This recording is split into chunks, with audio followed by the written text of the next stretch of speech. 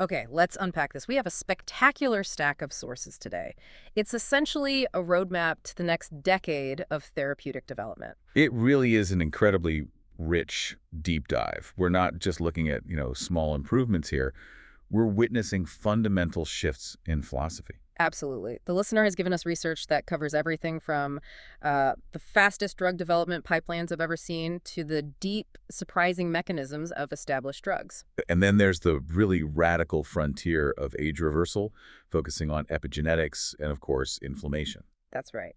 So our mission for you today is a crash course in these cutting-edge therapeutics, and we're going to move fast. We start with drugs designed and delivered in under 2 years using generative AI. Which is just incredible. Then we get into some compelling real-world evidence for drugs like metformin and the GLP-1s, including this idea that they might actually be central brain regulators. And finally, we explore this really shocking possibility that aging might not be an internal clock, that it might actually be an external problem driven by factors circulating in our blood. It's a lot to cover. But what truly connects all these threads is this trend away from targeting symptoms of single diseases. Instead, it's about systemic regulation. Right. Researchers are finally recognizing that things like chronic conditions, aging, metabolic problems, they all share these fundamental roots. They're attacking the operating system, not just patching the apps. And that's why these sources are so significant for you to review.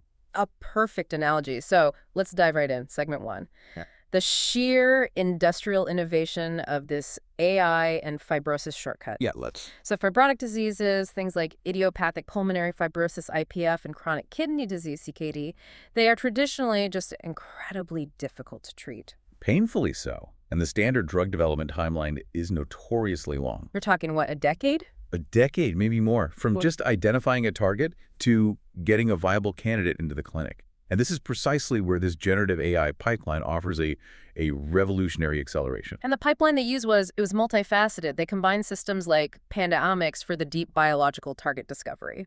And then Chemistry 42 for actually generating the small molecule leads. So the technology is doing the heavy lifting of synthetic chemistry. Correct. And by analyzing these huge lung and kidney fibrosis data sets, the AI prioritized one specific target for inhibition. TNIK. TNIK, yes. And here is the jaw-dropping fact.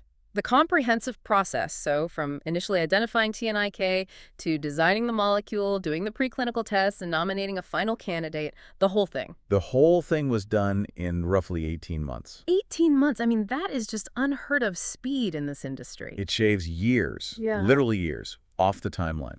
And the resulting compound, INS018055, it's a small molecule TNIK inhibitor. And the way they designed it is particularly clever. It really is. A medicinal chemistry here. They didn't just aim for the main active site of the enzyme. They went for the back door, so to speak. Exactly. They focused on targeting a nearby allosteric pocket. So you can think of it as using a very specific, highly precise side door key instead of the main one. And that gives it better selectivity. Dramatically better selectivity.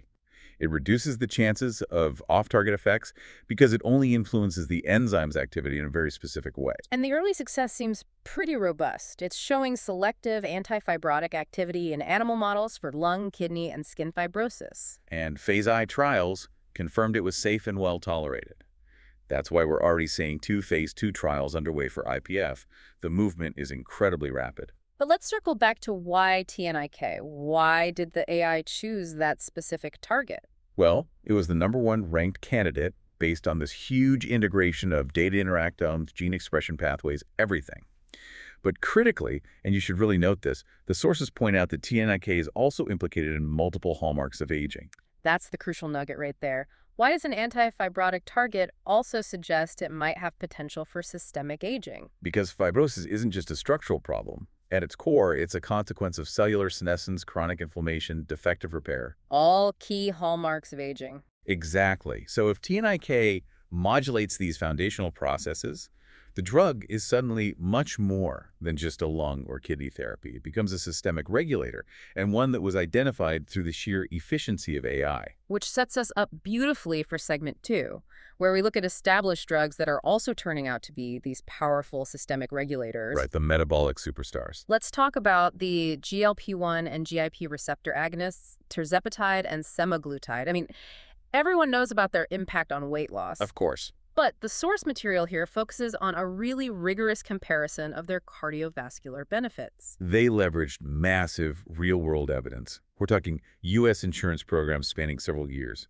And to make sure this wasn't just observational noise, they used a very sophisticated methodology. The target trial emulation approach. That's the one. They're essentially trying to mimic the rigor of a randomized controlled trial, but using real-world clinical data. And this let them compare the dual agonist, tirzepatide, against the single GLP-1 agonist, semaglutide, specifically in patients already at high cardiovascular risk. And the outcome gives us some really valuable clinical context.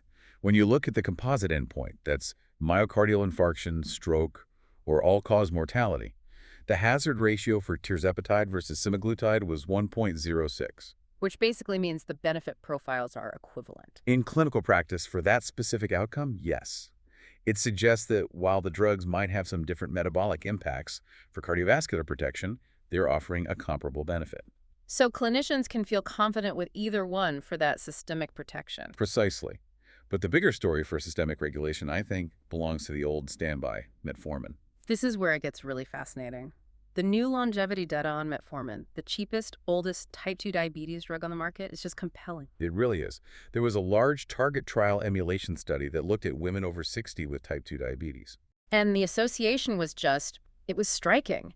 Initiating metformin monotherapy was associated with a 30% lower adjusted risk of death before age 90. Compared with using sulfonylurea monotherapy, that's a huge signal. This is powerful evidence associating the drug with exceptional longevity in a group that's already at high risk. But the mechanism isn't just simple glucose lowering. That's not the whole story. Not even close. The research is uncovering these crucial central mechanisms. So it turns out low-dose metformin requires this small GT-PACE protein called RAP1 in the brain for its anti-diabetic action. Wait, in the brain? In the brain. This is a major insight. RAP1 is a molecular switch, right? It controls cell growth, survival, neuronal signaling. Metformin activates a subset of neurons in the brain's energy control center, the ventromedial hypothalamic nucleus, or VMH. The VMH. And it specifically inhibits RAP1 right there. So instead of thinking of metformin just acting out in the liver or muscles, this shows a critical neural pathway in the brain is required to mediate its effects. It's acting centrally. It's acting centrally to manage systemic energy balance.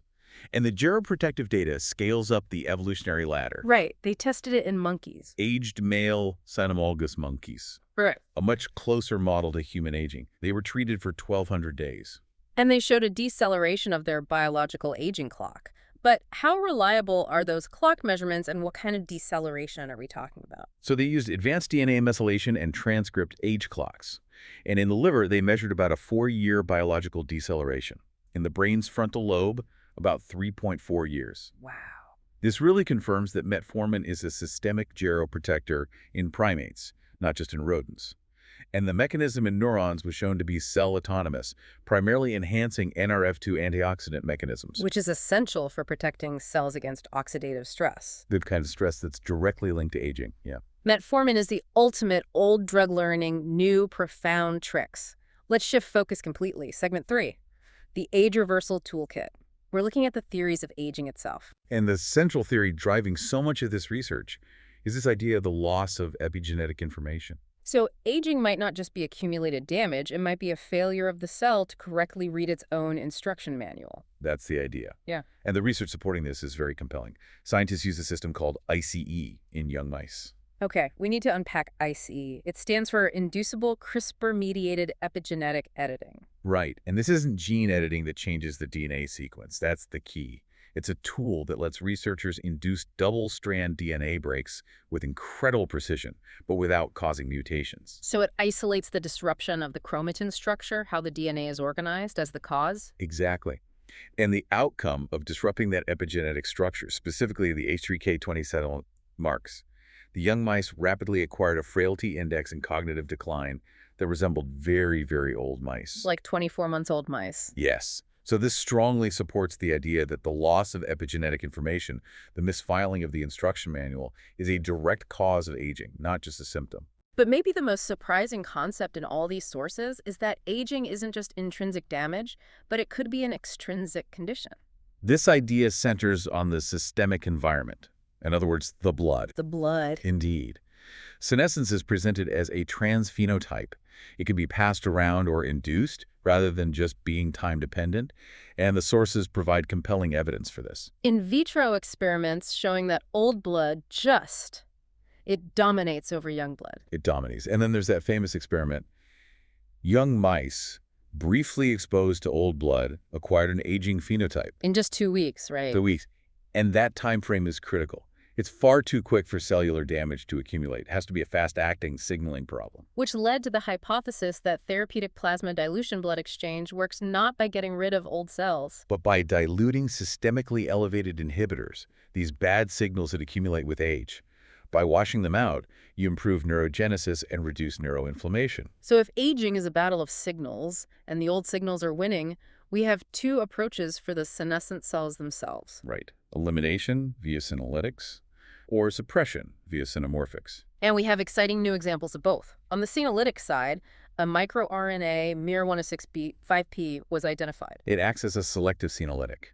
It induces apoptosis that programs cell death in senescent human cells by enhancing p53 acetylation, which upregulates PUMA. And when they delivered it systemically in aged mice, it worked. It reduced senescence markers, yes. And on the other side, the rejuvenator or xenomorphic front, we have the use of exosomes. Specifically, exosomal miR302B derived from human stem cells. This actually reversed the proliferative arrest of senescent cells. It effectively remodeled their capacity to divide again. And in mice, this treatment. It extended the lifespan of the longest living cohort.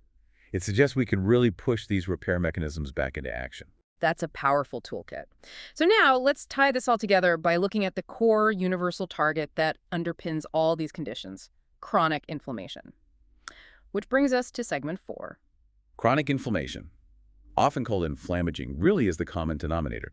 It's across neurodegeneration, metabolic syndrome, fibrosis, everything. Which is why inflammasome inhibitors are being investigated as potential near-universal treatment panaceas. Exactly. And the key orchestrator here is the NLRP3 inflammasome. Okay, so why is NLRP3 so central to this process? Think of NLRP3 as the cell's fire alarm. It's a key part of the innate immune response, but it's activated by a huge variety of harmful signals, what we call DAMPs, or damage-associated molecular pattern. And these aren't just external pathogens. Not at all. They are things like mitochondrial DNA fragments, cholesterol crystals, amyloid peptides, basically the accumulated cellular trash of aging. So NLRP3 sounds the alarm when the cell is messy or stressed. Precisely. And inhibiting that alarm is the goal. We see multiple small molecule NLRP3 inhibitors advancing now, like ZYIL1 and DFV890. The trick is creating a drug that's safe and effective, that doesn't just broadly suppress the entire immune system. Which speaks to the mechanism of an earlier inhibitor, MCC950. MCC950 is a great example of specific molecular design. It works by stabilizing the inactive, closed conformation of NLRP3. It binds directly to the NCHT domain. So it locks the fire alarm in the off position? Essentially, yes, before it can even be activated. However, the sources note that earlier trials required high doses that cause problems, like hepatotoxicity. So the challenge is specificity and safety. And speaking of old drugs, there's another connection back to the metabolic drugs here. There is. The anti-diabetic drug glyburide also inhibits NLRP3. But to get a meaningful anti-inflammatory effect from it, the dose you'd need causes severe hypoglycemia. Which completely limits its use for this purpose outside of type 2 diabetes. Right, and that's why the hunt for novel, specific, and safer inhibitors is so relentless. And beyond just NLRP3, the sources talk about pattern recognition receptors, or PRRs in general. They govern our innate immunity, and regulating these receptors offers powerful levers for longevity. So targeting the immune system is a viable route to systemic rejuvenation. Clearly. Blocking receptors like TLR2 and TLR4 can alleviate cellular aging and, importantly, reduce the production of the SASP, the senescence-associated secretory phenotype. And the SASP is that toxic cocktail senescent cells secrete that ages their neighbors. Exactly. Reducing it is critical. But on the flip side, activating certain PRRs can also show a benefit. Oh, right. Yes. Stimulating TLR5, for instance, with a specialized flagellin-fused protein, was shown to extend both lifespan and health span in mice. It confirms that the innate immune system can be dialed up or down as a powerful regulator of aging.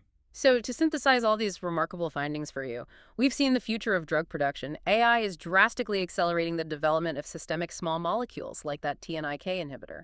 Taking a drug from discovery to clinical trial nomination in under 2 years. It's paradigm shifting. And we've seen how established drugs like metformin continue to surprise us, showing these profound, specific neural mechanisms in the VMH. Connecting metabolic control and geroprotection, even in primates, through pathways like NRF2.